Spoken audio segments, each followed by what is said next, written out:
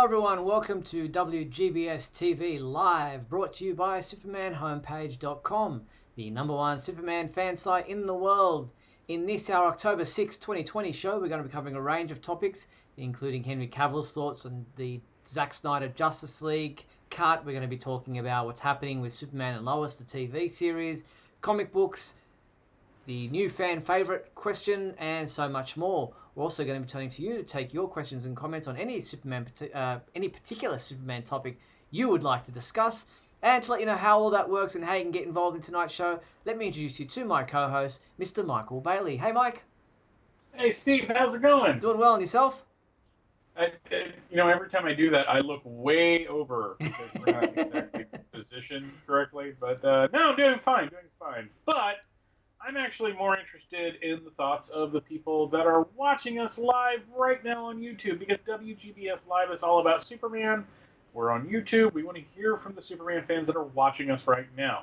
So if we're not too busy, about halfway through the show, we try to take calls. Now, how to do this? Well, it's pretty simple. Get on Skype, search your Superman homepage, send us a message saying you'd like to chat with us live, and then wait for us to call you. Now, that's important because it's one of two things that's important. First thing is, wait for us to call you. Just message us. Don't call in. It can screw things up. And if you do watch WGBS Live with an external speaker playing, please turn that down because we are on a bit of a delay and that can kind of screw things up. Yes, and for everyone who is tuning in live via YouTube to watch tonight's show, we encourage you to be involved and post your comments. Get involved with fellow fans, ask questions, comment, react to other people's questions and comments, and Michael and I will keep an eye on those throughout the show, and we will react to them as the show goes on. And if you want your comment to be featured live on screen during the show, feel free to post a super chat. All you have to do is click on the little dollar symbol there. A slider will appear. You select an amount you're willing to donate, and we will feature your comment or question on screen as the show goes on. And a huge thank you to our sponsors and patrons, Douglas Meacham, Tina Murray, and John Patrick Van Pelt. Well, Michael, it's been somewhat of a quiet week in the world of Superman, but as always, there are things to talk about. It's interesting because when people know that I run a Superman fan site and they say, how often, I say, daily update. Like, daily? Surely, well, I mean, what comes out daily for you guys to report on? But there is always something, or pretty much always something, that we can report on or that we can generate within the Superman fandom. It's pretty interesting. Yeah, I mean, one thing leads to another. That's exactly what I was going to say. God, it's been a long day. If all else fails, which is what I was trying to say, we can just make something up. I mean, other sites do that, right? I mean, that's how you get clicks, right? We don't make news up. Let's start a rumor right now. Henry Cavill is hating everything to do with Justice League. There, and let's let that go viral. So, which isn't true at all. Please don't. Not at all. In fact, he's excited for everything coming out about Justice League. He was part of Josh Horowitz's Happy, Sad, Confused podcast this past week, and he spoke about his excitement for the upcoming release of Justice League, the Zack Snyder cut on HBO Max. He said, I'm really excited to see his vision realized. He said, he got to be the train. I think it's only fair that train gets to reach its station, which is what he was aiming for. I think it's important that this vision is realized. Whether you agree with it or not, it doesn't matter. It's a storyteller's, it's a filmmaker's right to have that vision realized. I'm excited to see it. I'm excited to see what that vision was and how it looks. Wow, that is perfectly reasonable.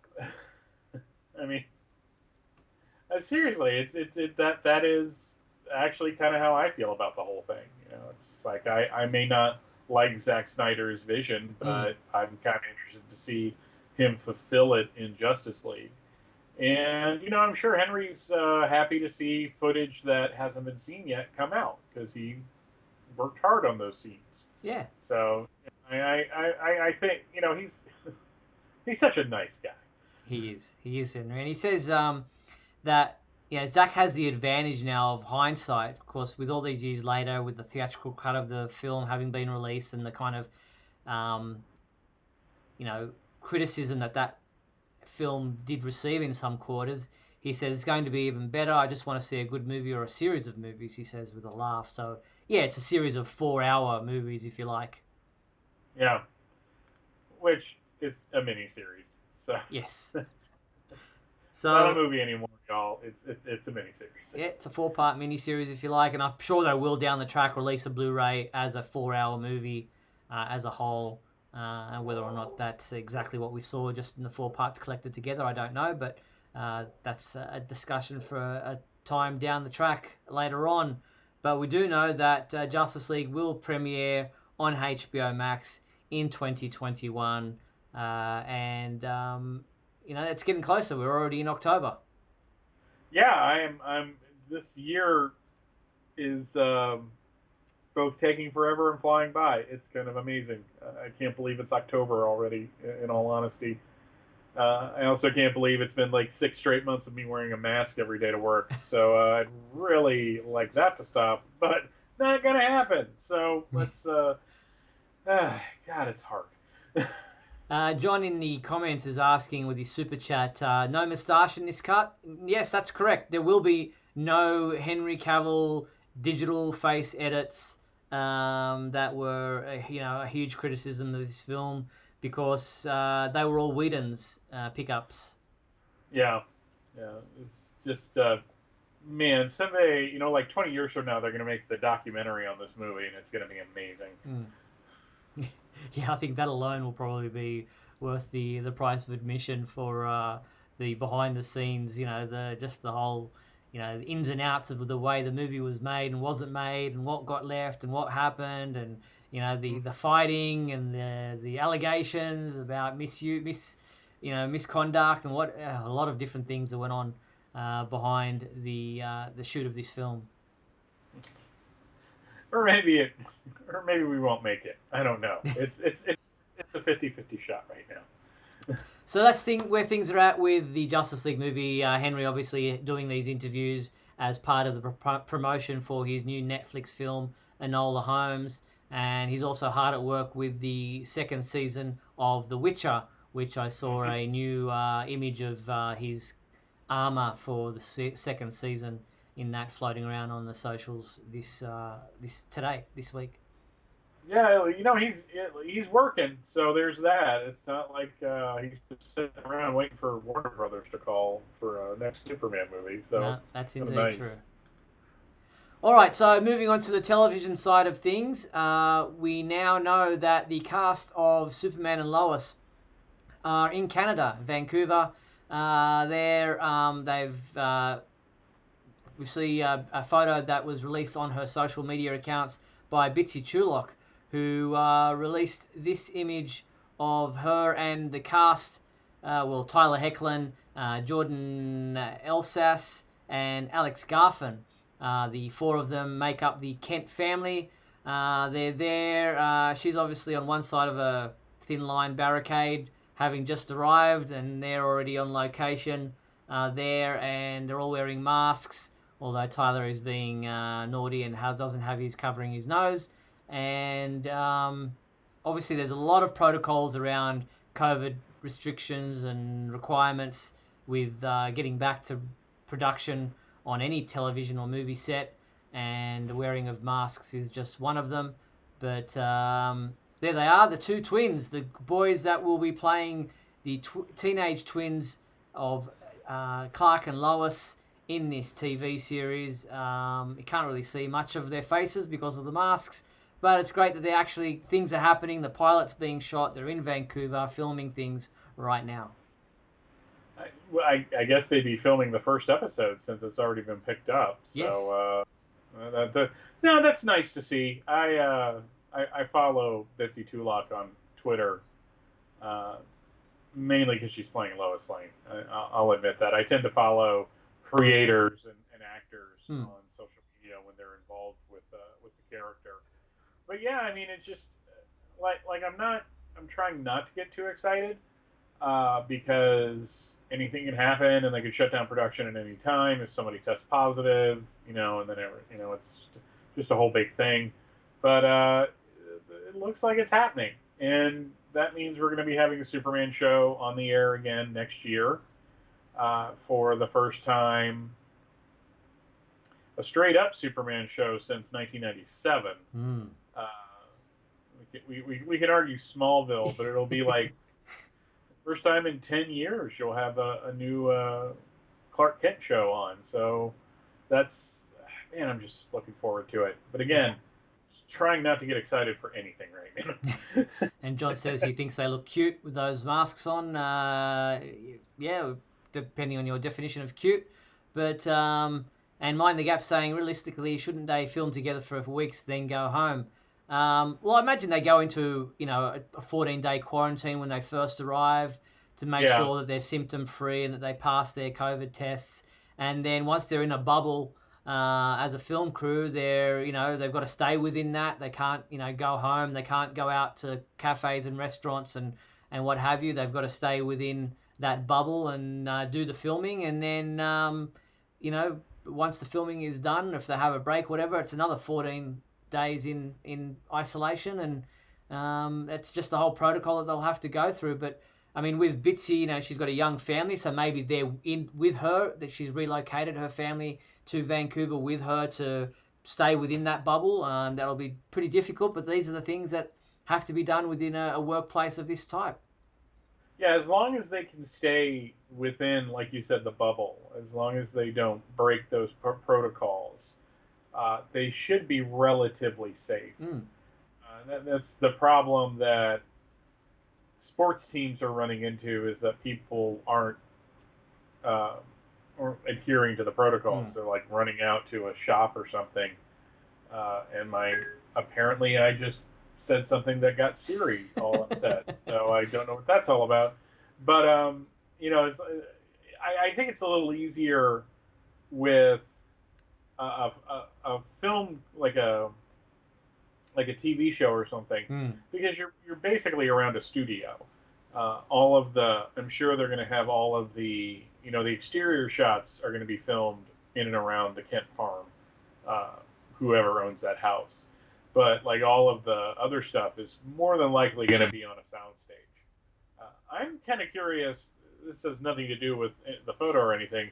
Kind of curious if they're going to recreate the loft in the barn. Oh, okay. Yeah, that would be interesting to see where they go if they have something like that. Yeah, I imagine that would be on stage somewhere rather than actual location. But you never know. That could be a possibility. It'd be interesting.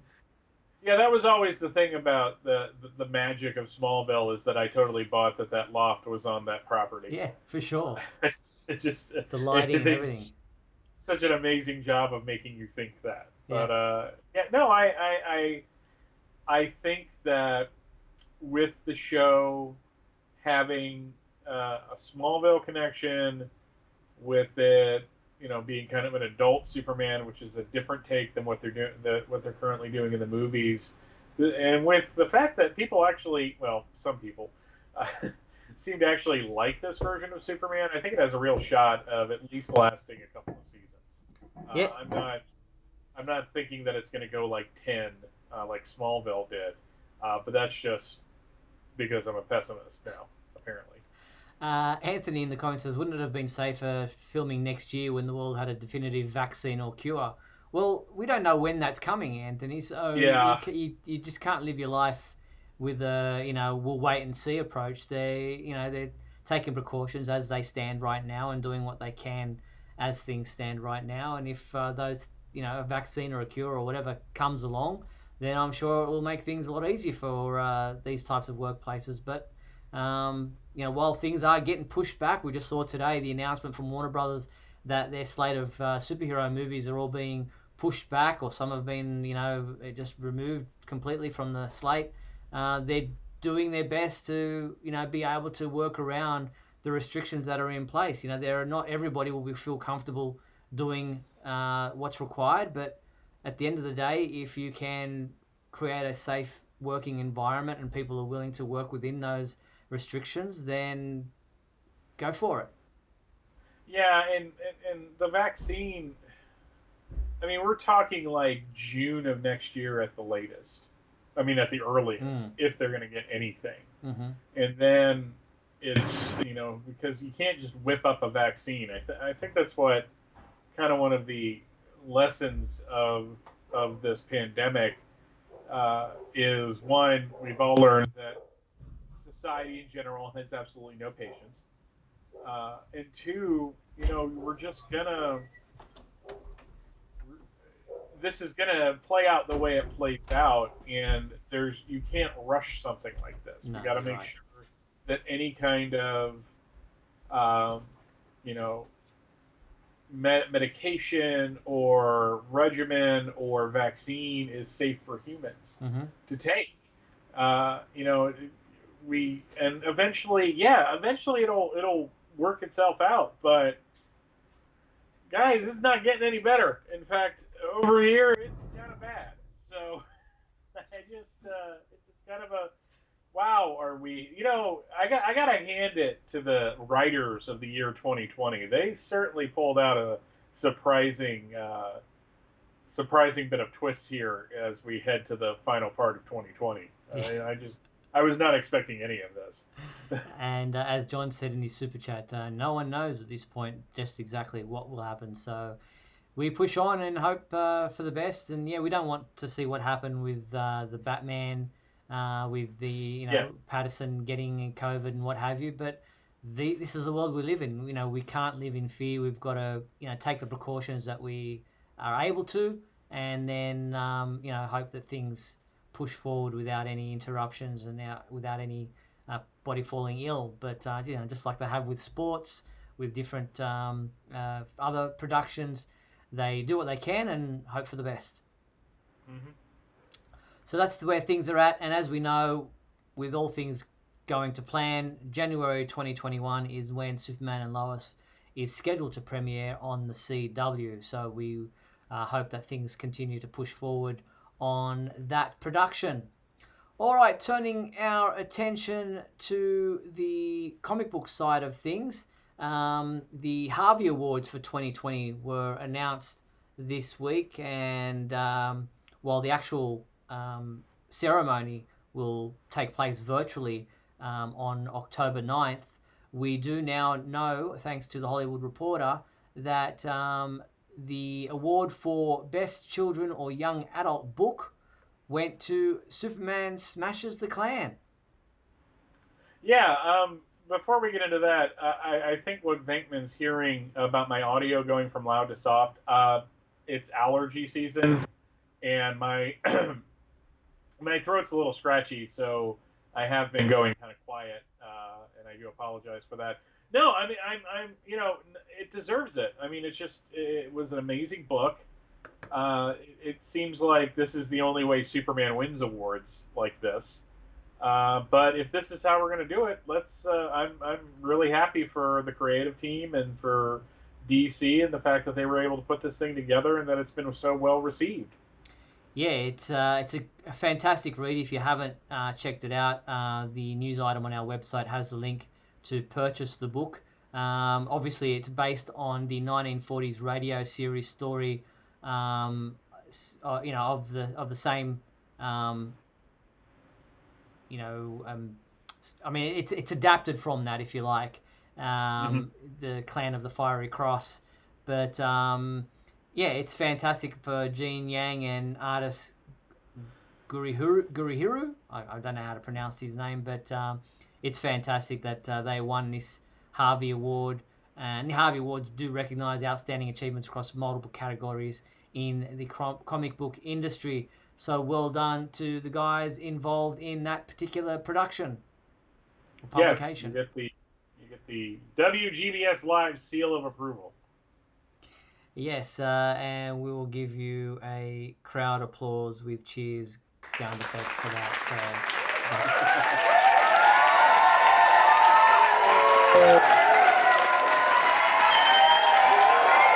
Thanks for that. All right, the awards will be officially presented during a virtual ceremony broadcast at 4:50 p.m. on October 9th during the New York Comic Con and MCM Comic Con's Metaverse, which is as I said, a virtual comic convention taking place October 9th. So congratulations to everyone involved at DC for Superman smashes the Klan, and it couldn't be a timely story to be out at the moment as well.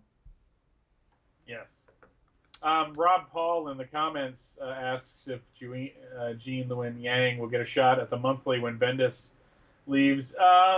He's had a shot, I guess is the best way to say that. And it was okay. Actually, I didn't like it at all. Yeah, I mean, Go ahead. Go ahead. Sorry. No, I was just going to say he has his own particular take on the character, and he obviously did the Chinese Superman comic book as well.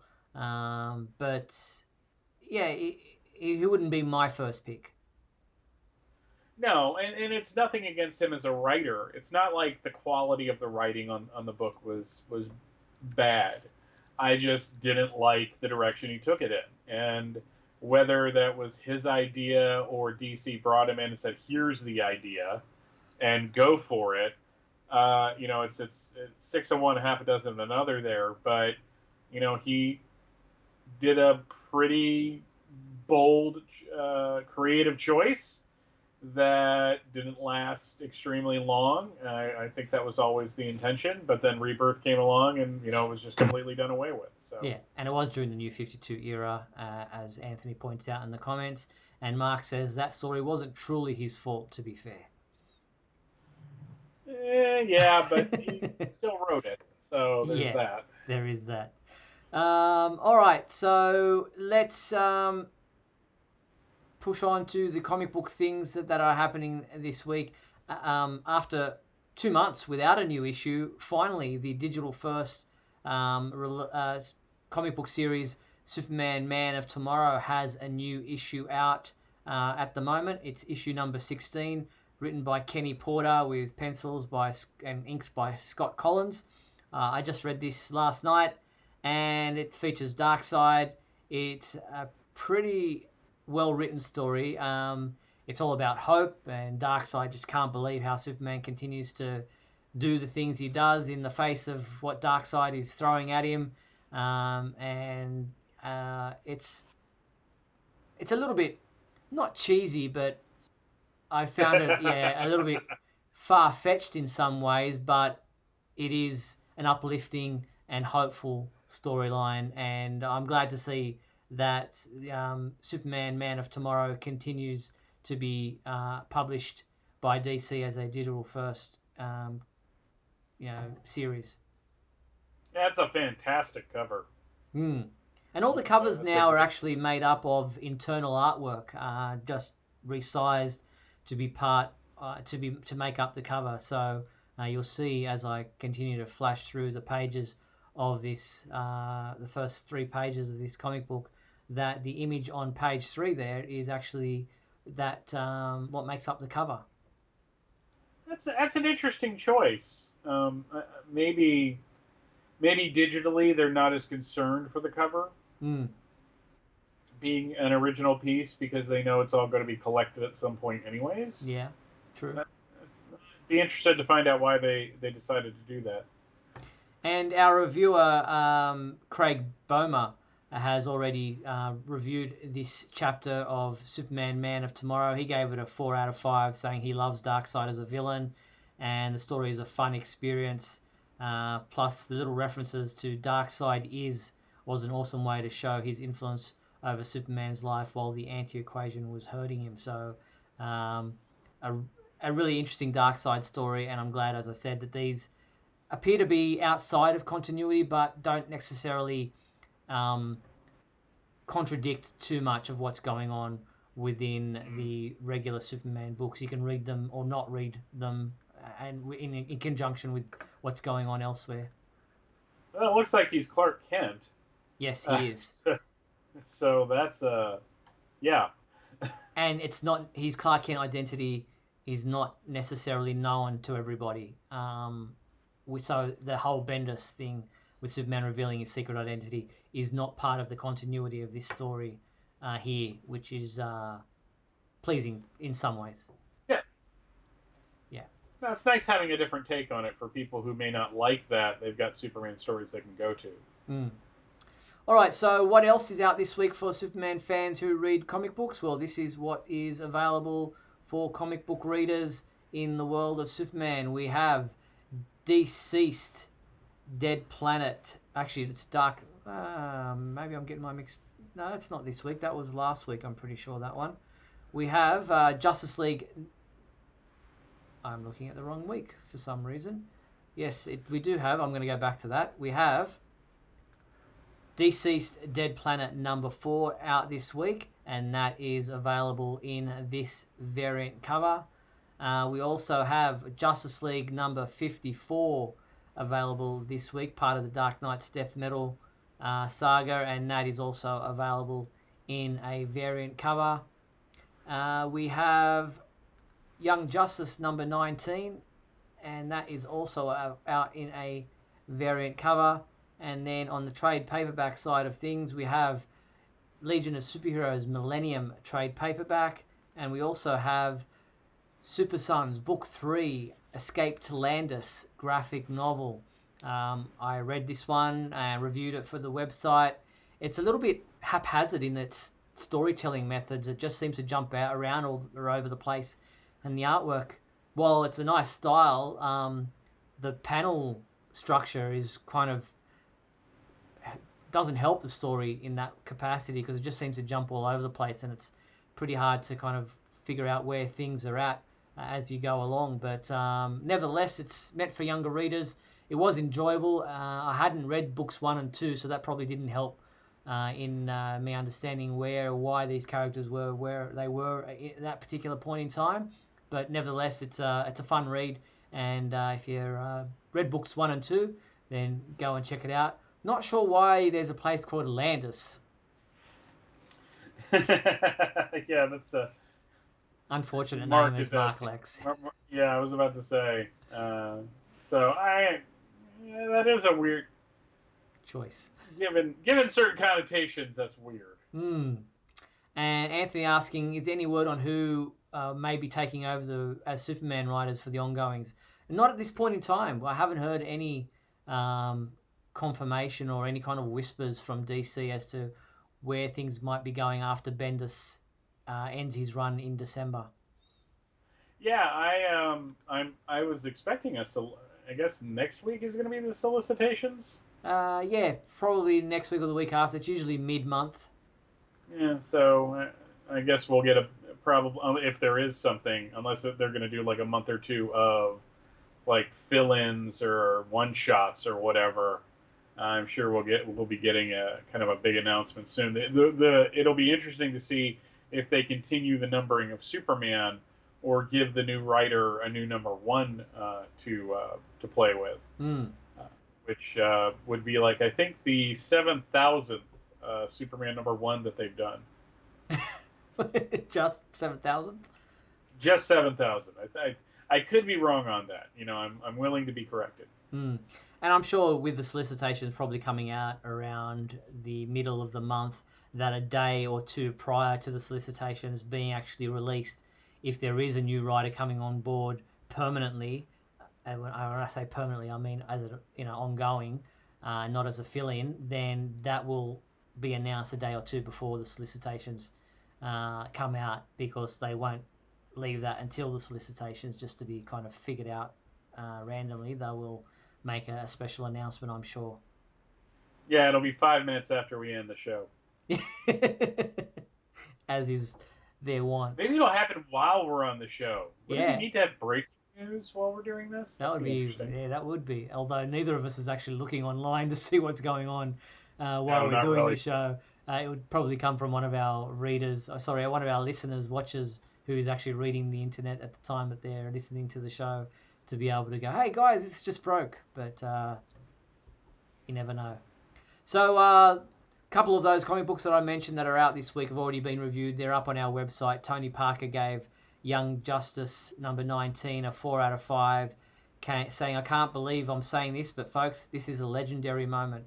Not only is this my first 4 out of 5 score, this is the first issue I've reviewed of this book I can happily say is good. So things are picking up for Young Justice as far as Tony is concerned. And also Justice League number 54 has been reviewed, and that gets a 5 out of 5 from our reviewer James Lance, who said this was another exciting issue and I can't wait to see what happens in issue number 55. So some positive reviews for this week's comic books from our reviewers.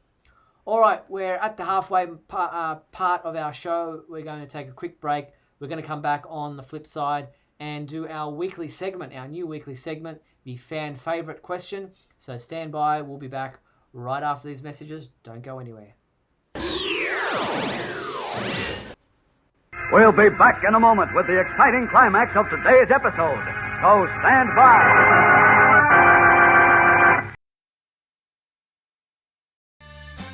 If you're enjoying WGBS TV Live, then please like and share this video with your family and friends. Also, if you'd like to subscribe to our YouTube channel, you can click on the bell to receive notifications whenever we post a new video. You can also join our YouTube membership program. Just click the join button below. Or you can become a patron and support our website by visiting patreon.com/Superman homepage.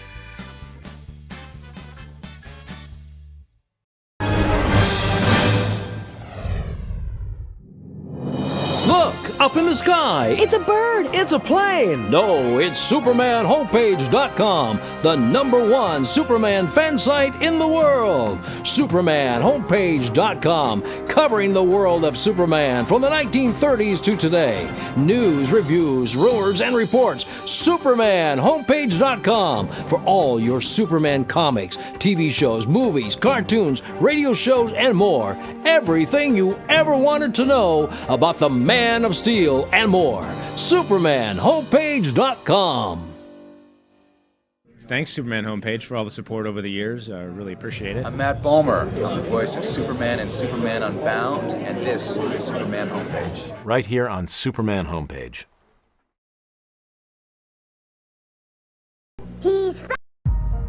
As the airline that flies to more countries than any other, Turkish Airlines is pleased to announce a new destination.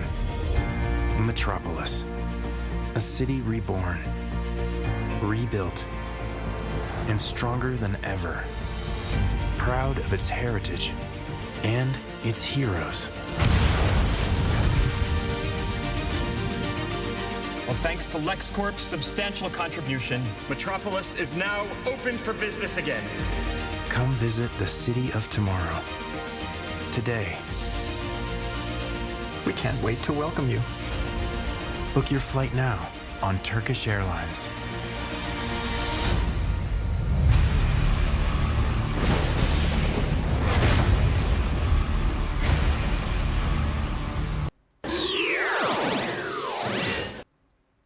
And we're back on WGBS TV Live, where that was the commercial for Turkish Airlines that was produced in conjunction with Batman v Superman Dawn of Justice, and well put together commercial as well. And you just saw Jesse Eisenberg there, who celebrated a birthday I think it was yesterday or today, depending on where you are in the world. So happy birthday to Jesse Eisenberg.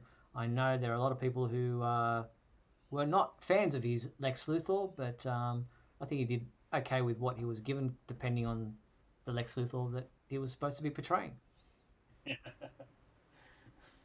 Yeah, I wasn't a fan. No, I guess that. Anthony saying, Michael, I saw the awesome Superman gift you were gifted that you posted up on Facebook not long ago. Just then. Yeah, it's a cup. One of my podcasting friends, his wife makes these cups, and she takes comic book pages, and she cuts them up, and she puts them into a tumbler. Oh, nice. So it's get a steady shot of it. So it's a pretty neat little one of a kind thing. So and it keeps drinks cold, which is a good thing. Excellent. All right. Well, as I said, we're going to get into our new weekly segment, which is right here.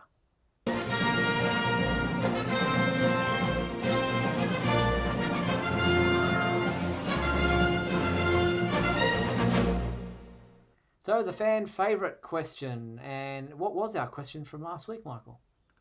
What what is your favorite item in your Superman collection?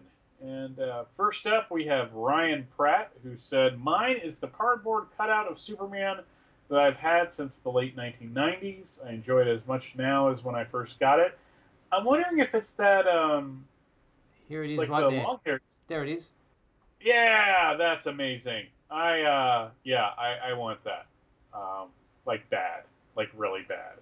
I was following one on eBay for a while, but I just can't drop $100 on something right now. But that is super cool. Yep, the mullet and all. Well, long hair.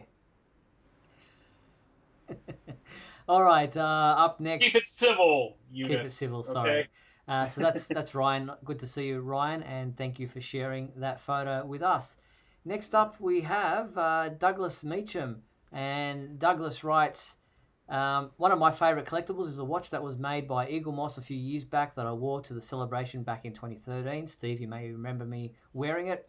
The John Byrne art on the case and watch face is fantastic. So that is a cool watch. Nice, Doug. Yeah, I do like the artwork on that too. He's absolutely right. Ron Crosby sent us these photos saying, this was fairly easy for me.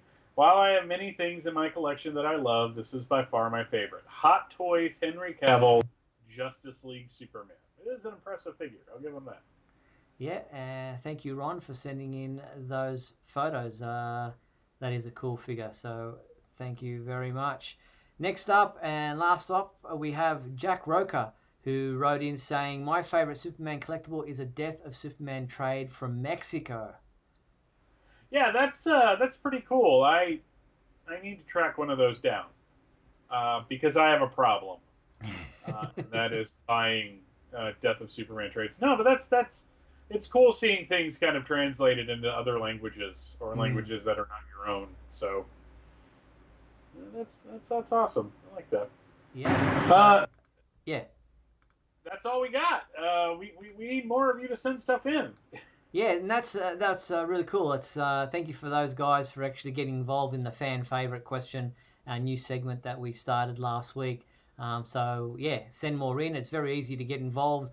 All you have to do is email your photos and your response to info@supermanhomepage.com. And to do that this week, what is our question, our fan favorite question for this week, Michael? What is your favorite Superman coffee mug to drink out of? I actually have a couple of these to choose from. So Justin suggested this question last week when we were on. What is your favorite Superman coffee mug? I've got about a dozen in my cupboard in the kitchen to select from.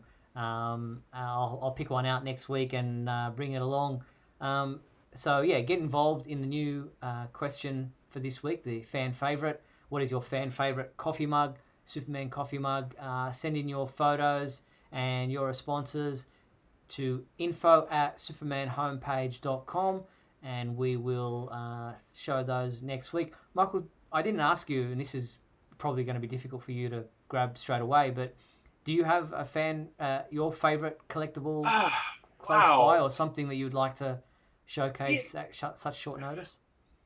Well, I've showed off the super... Oh, wait. Okay, this is going to take a second. Okay, go for it.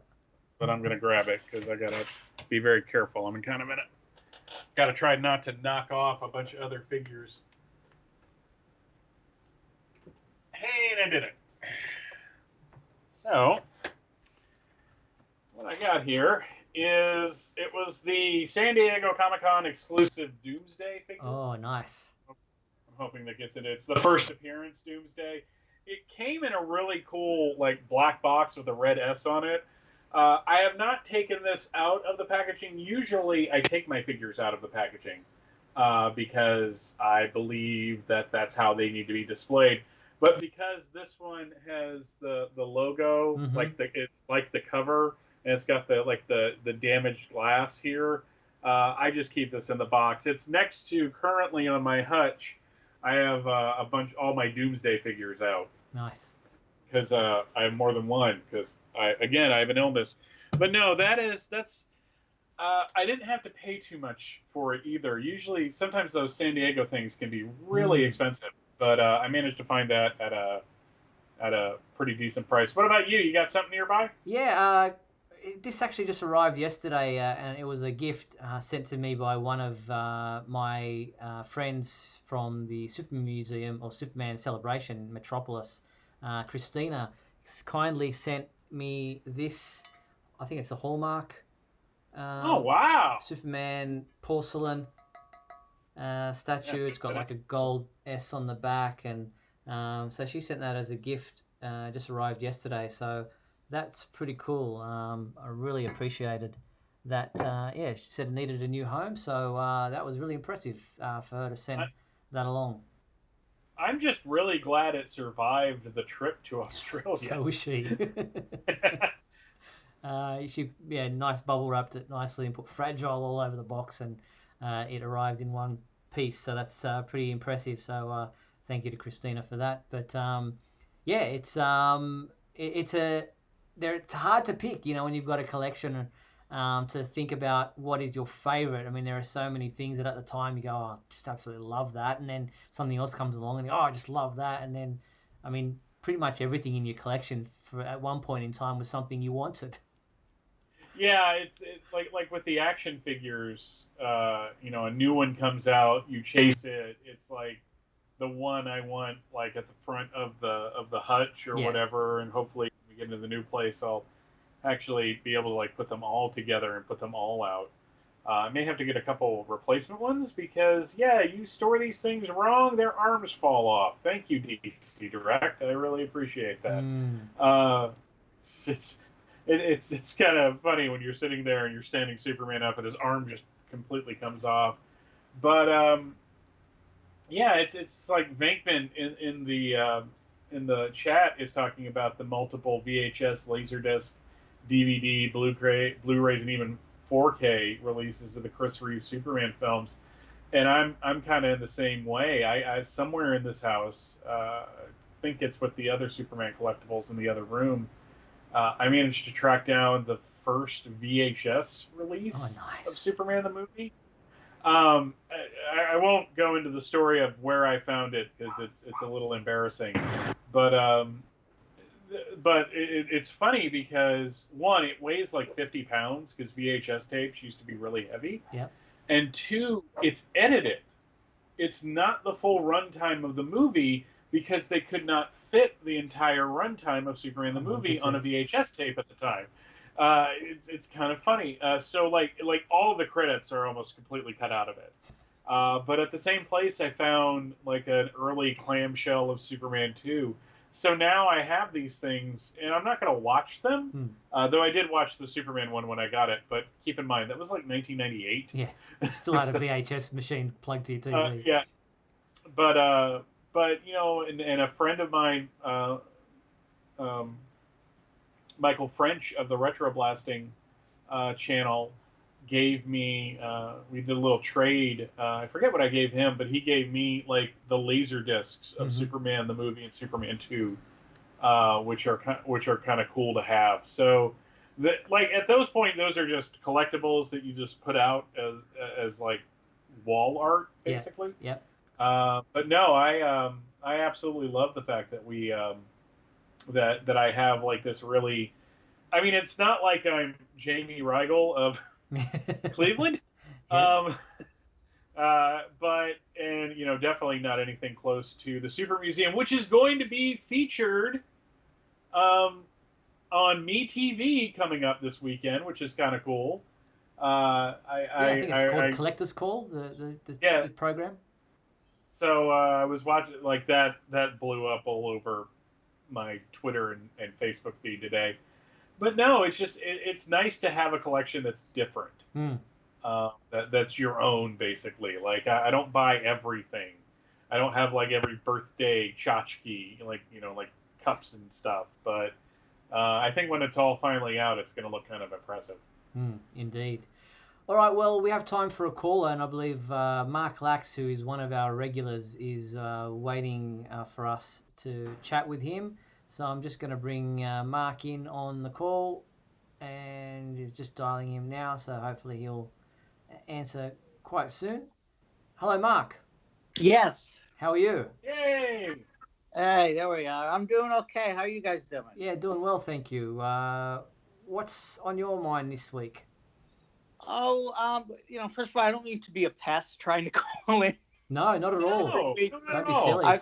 I've got no life. I have nothing else but this. What can I tell you? No, I just, first of all, I never got in my my thoughts on Superman Man of Tomorrow. Yep. Which, I don't know, it was okay. Why another origin? And Superman didn't seem to be the main player. I mean, you had Martian Manhunter, who seemed to be around for a while. He even mentioned Batman, and and it seemed to be that the Parasite was the hero in the end. And yeah, true.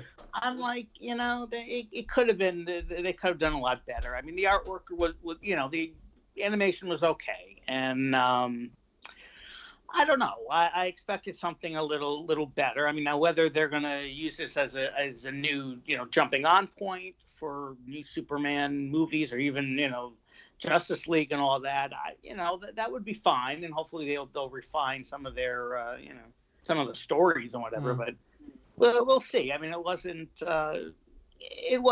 exciting. The only thing I enjoyed about it was I was able to see it for free because of, the fandom. Yeah, but that was interesting.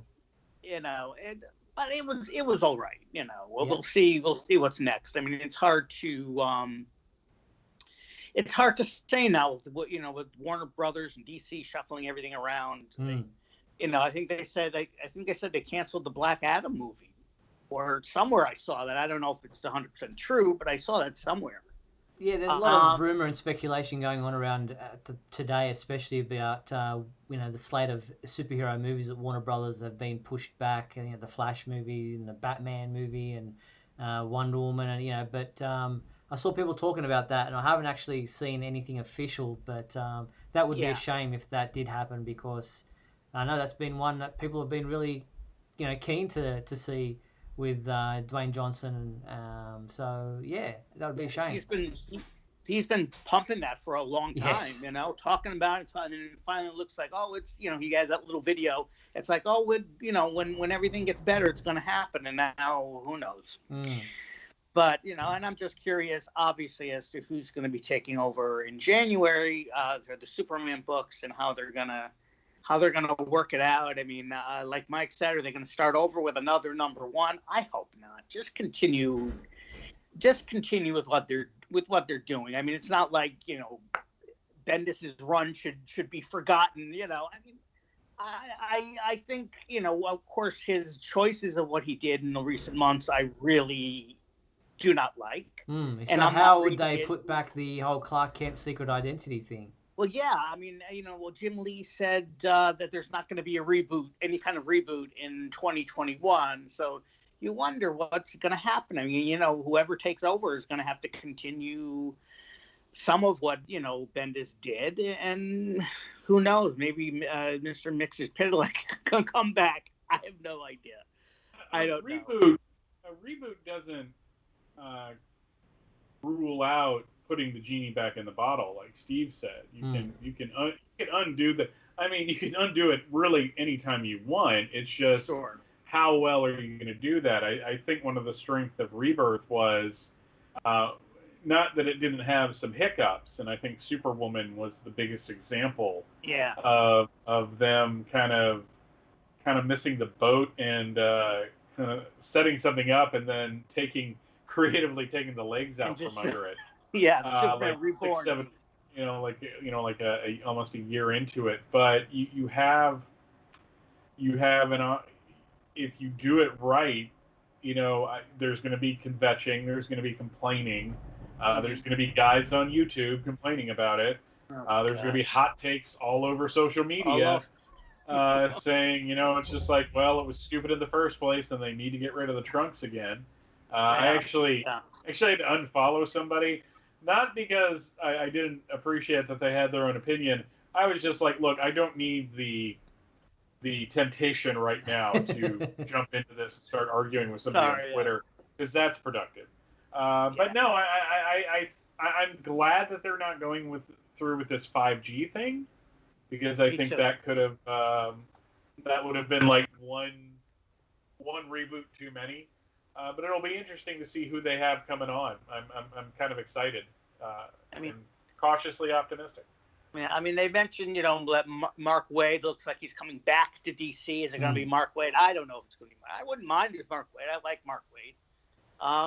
But who knows? Maybe Tom Taylor will get his chance to do a real, I don't want to be real Superman, but I mean, not run around in the darkness, that he is, and do something lighter and better.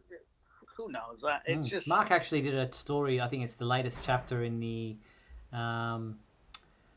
is it in the Deceased digital books that he's got at the moment, World's End or whatever it's called. There's a really positive Superman story in that, a flashback of some kind that was really worth reading, and a great indication of where Mark could take the character, or the understanding that he has of the character in a positive light. So I'm hopeful that Mark does get an opportunity.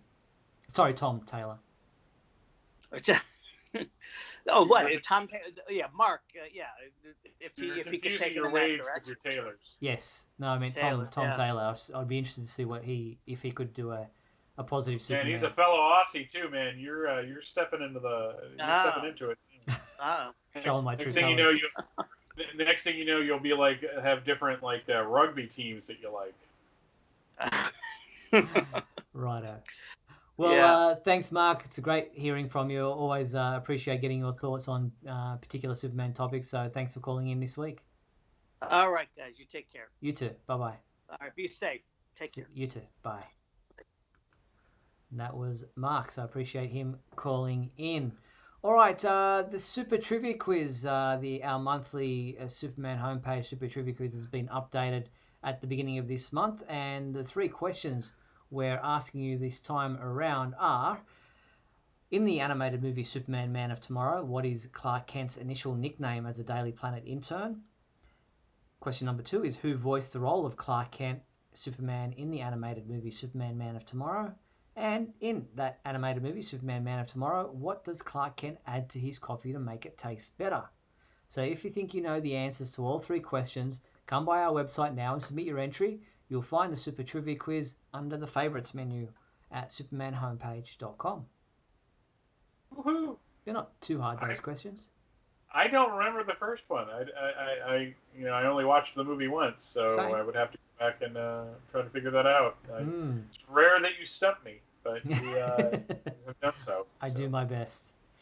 All right. Well, we have time for a This Week in History. Michael, if you're prepared to do it, I will play your intro right now.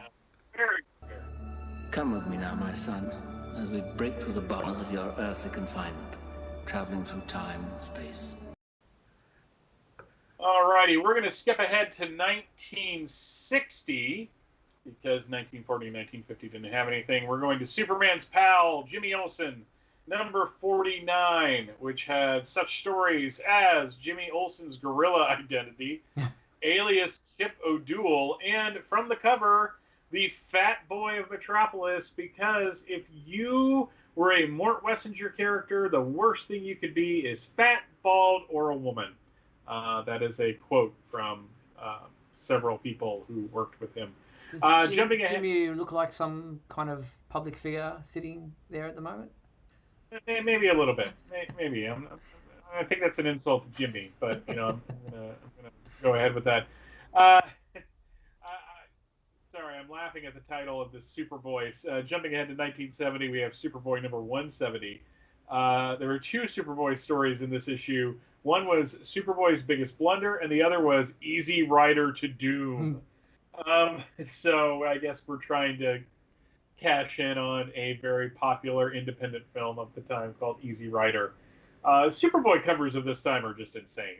They really are. I mean, I like them, but they're crazy. So, jumping ahead to 1980, we have Superman and the Spectre teaming up in DC Comics Presents number 29, where no Superman has gone before. That's a good one. It was written by Len Wein and penciled by Jim Starlin. Wow. And it's the third part of a 3-part story that ran through DC Comics Presents. This is where Mongol came from in this storyline. Okay. But it's always cool to me to have Superman teaming up with the Spectre, because they're stepbrothers. Yes. As they were both created by Jerry Siegel, so that's always cool. Mm-hmm. We have Justice League of America number 186. Who can stop the Shaggy Man? I don't know how involved Superman is in the story, but he's usually involved in these Justice League stories of this era. And this is when George Perez was drawing the book. Looking a little bit to the future, we have Secrets of the Legion of Superheroes number 1, which was plotted by E. Nelson Bridwell and scripted by Paul Kupperberg. Looks like a pretty cool storyline, especially if you're a Legion fan. Over in Superman number 355, which is also from 1980, we have Momentous, Master of the Moon, and a backup feature of Superman 2021. I predict as soon as 2021 rolls around, we will see again on social media a bunch of people posting stuff from those stories. Superman Family number 205. Now, this is cool. The Supergirl story is interesting, and they have a Superman of Earth 2, the Mr. and Mrs. Kent, but the Lois Lane and Jimmy Olsen stories had been running along. They were written by Marv Wolfman. Lois Lane got amnesia, and they were going after a political figure, and it concludes in a Lois Lane Jimmy Olsen story in this issue. It was a really good storyline. I read it a couple months ago and really liked it. Interesting that at the top there it's got all new stories, no ads. Yeah, it was one of those. That's how Superman Family ran at the time. It ran for a bunch more issues too. Going ahead to 1990, we have the Crisis of the Crimson Kryptonite in Action Comics number 659, with Superman breaking through in a suit of armor. That would never happen again. Kind of excited because we're getting close to the engagement. Superman number 163 came out in December of 2000. This was written by Jeff Loeb and penciled by Ed McGuinness and Paul Pelletier. We're getting closer to the president, to Lex Luthor getting elected president. We also have Superman Adventures number 50, which was written by Jordan B. Gorfinkel, and it has a very ominous cover. Finally, in comic books, we have Superman, The Last Family of Krypton number 3, written by Cary Bates. And in the real world, and this is kind of exciting because I actually like the fact that I can pull this up and do that this week. Today, on October 6th, Britt Eklund, Lara in the Superboy TV series, was born in Stockholm, Sweden in 1942. A couple days ago, on October 4th, Melissa Benoist. We have her birthday. She was born in Houston, Texas in 1988. I'm old. Today, also, one-time Superman Comics editor Mike Carlin was born. Kirk Allen, star of the 2 Superman serials from the late 40s and early 50s, was born in Oxford, New Jersey in 1910. Brandon Routh has a birthday on October 9th. And I think, I guess on October 10th, we are actually having to have a sad end on a sad note, because on October 10th, 2004, Christopher Reeve died at the age of 52. Yeah, that was a sad day indeed. Well, on that note, that brings us to the end of this episode of WGBS TV Live. I want to thank everyone for tuning in to this episode, and thank you to everyone who was part of the comments live during the show, and thank you to you, my co-host, Mr. Michael Bailey. Thank you, Mike. Pleasure as always, Steve. And a huge thank you to our sponsors and patrons, Douglas Meacham, Tina Murray, and John Patrick Van Pelt. If you want to sponsor the Superman homepage, please head to patreon.com/Superman homepage, where you too can be a sponsor for as little as $1. Or you might also like to become a Superman homepage YouTube member. All you have to do is click on the join button below. Now, the complete 1-hour video of tonight's show will remain available on the Superman homepage website and our YouTube channel if you'd like to watch it back or perhaps miss part of the show. But we'll be back next week on Tuesday, October 13th at 7:30 p.m. Pacific Daylight Time for another edition of WGBS TV Live. We look forward to talking with you then. Until then, be sure to check out supermanhomepage.com for all your daily news updates on everything surrounding the Man of Steel. I'm Steve Yunus on behalf of myself and Michael Bailey. Thanks for watching WGBS TV Live, brought to you by SupermanHomepage.com.